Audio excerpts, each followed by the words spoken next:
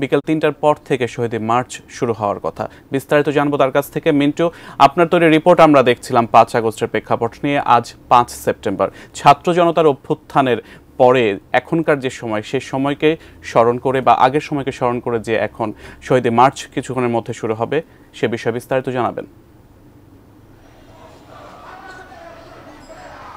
ঠিকই বলেছেন, বৈষম্য বিরোধী ছাত্র আন্দোলন যেটি কোটা সংস্কারের দাবিতে শুরু হয়েছিল, সেটি মূলত বলা যায় যে এই যে রাজু ভাস্কর্য ঢাকা বিশ্ববিদ্যালয় এই এলাকা থেকে, শাহবাগ থেকেই আসলে শুরু হয়েছিল, যেটি পরবর্তীতে সময়ে এসে আসলে ৯ দফা এবং পরবর্তীতে ১ দফায় পরিণত হয় এবং ১ দফায় যে ১ মাস আগে, আজ থেকে ঠিক ১ মাস আগেই বলা যায়, ঠিক এই সময়ের কিছু আগেই বলা যায় যে শেখ হাসিনা সরকার, সেই সরকার পদত্যাগ করে এবং বাংলাদেশ থেকে পালিয়ে যেতে বাধ্য হয় এবং তারই যে ১ মাস পূর্তি উপলক্ষে আজকে শহীদ মার্চ উপলক্ষে বলা যায় যে শুধু শিক্ষার্থীরাই নয়, বিভিন্ন শ্রেণী পেশার ধরেছে, যা প্রাণ হারিয়ে গেছে তাদেরকে স্মরণ করছেন এবং তাদেরকে এই স্মরণ করে আজকে এই রাজু ভাস্কর্যের সামনে দলে দলে আমরা দেখতে পাচ্ছি যে একটা শিক্ষার্থীদের একটি মিছিল, তারা রাজু ভাস্কর্যের সামনে এসে জড়ো হয়ে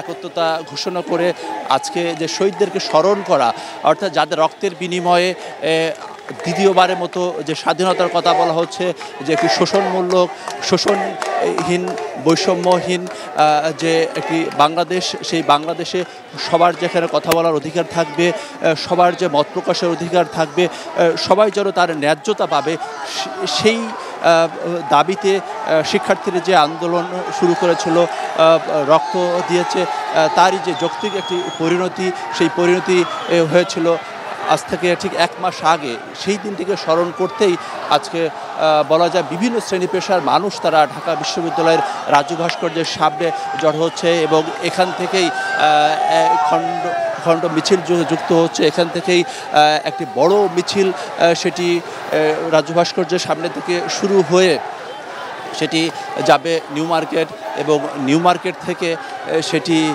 চলে যাবে ধানমন্ডি ২৭ হয়ে এবং এরপরে সংসদ ভবনের সামনে দিয়ে ফার্মগেট হয়ে, কারণবাজার হয়ে, শাহবাগ হয়ে আবার যে কেন্দ্রীয় শহীদ মিনারে, সেই শহীদ মিনারে যে শেষ হবে, এমনই প্রস্তুতির কথা গতকালকে কিন্তু যারা সমন্বয়ক, অন্যতম সমন্বয়ক সার্জিস আলম সংবাদ সম্মেলন করে জানিয়েছেন এবং তারই একটি প্রস্তুতি চলছে। কালার এক্সপার্ট, জর্জ স্যাপ এবং মাইল্ড অন হ্যান্ডস টেকনোলজি সমৃদ্ধ অরিক্স ক্রিস্টাল ওয়াশ আপনার লন্ড্রি এক্সপার্ট। এবং এই প্রস্তুতির মধ্যে এবং যাদের রক্ত ঝরেছে, প্রাণ ঝরেছে, তাদের করবো যে যারা বিভিন্ন শ্রেণী পেশার মানুষ এখানে এসেছেন তাদের সাথে কথা বলার জন্য, সঙ্গে কথা বলার জন্য আমরা দেখতে পাচ্ছি যে একেবারে বলা যায় যে একেবারেই শিশু তারা এখানে যোগদান করেছে। তোমার সাথে কে কে এসেছে এবং তোমরা আজকে কি স্মরণ করতে, কাদেরকে স্মরণ করতে চাও? আঙ্কেল আমার সাথে এখন এসেছে আমার ছোট ভাই, আমার মামা এবং আমার মা। আমরা এর আগেও আরো আন্দোলনে এসেছিলাম, তখন আমার বাবা এসেছিল। আজকে তোমরা কাদেরকে স্মরণ করতে চাও? আজকের দিনটা মূলত শহীদ মার্চ। আজকের দিনে যে ভাই বোনেরা আমার শহীদ হয়েছে ন্যায়ের জন্য, যারা এই কোটা সংস্কার আন্দোলনে শহীদ হয়েছে, আমি তাদের স্মরণের জন্যই মূলত এখানে এসেছি। যে লাল সবুজের পতাকা মাথায় বেঁধে এবং উড়িয়ে এই আন্দোলনটাকে বেগবান করা, জোরদার করার জন্য শিক্ষার্থীরা মাঠে নেমেছিল।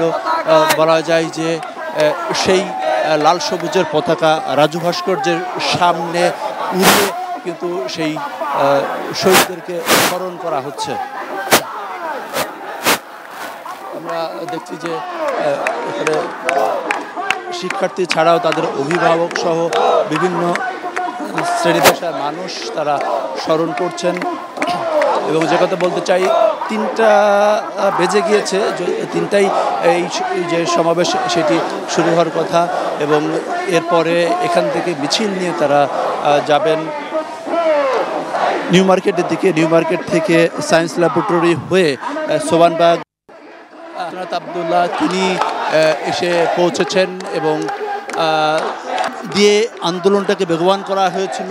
সেই স্লোগান কিন্তু আরও এই রাজু ভাস্কর্যের সামনে এসে সেই রক্ত গরম করা যে স্লোগান, সেই স্লোগান কিন্তু শিক্ষার্থীরা আবারও দিচ্ছেন এবং এই স্লোগানের আসলে উদ্দেশ্য বাংলাদেশ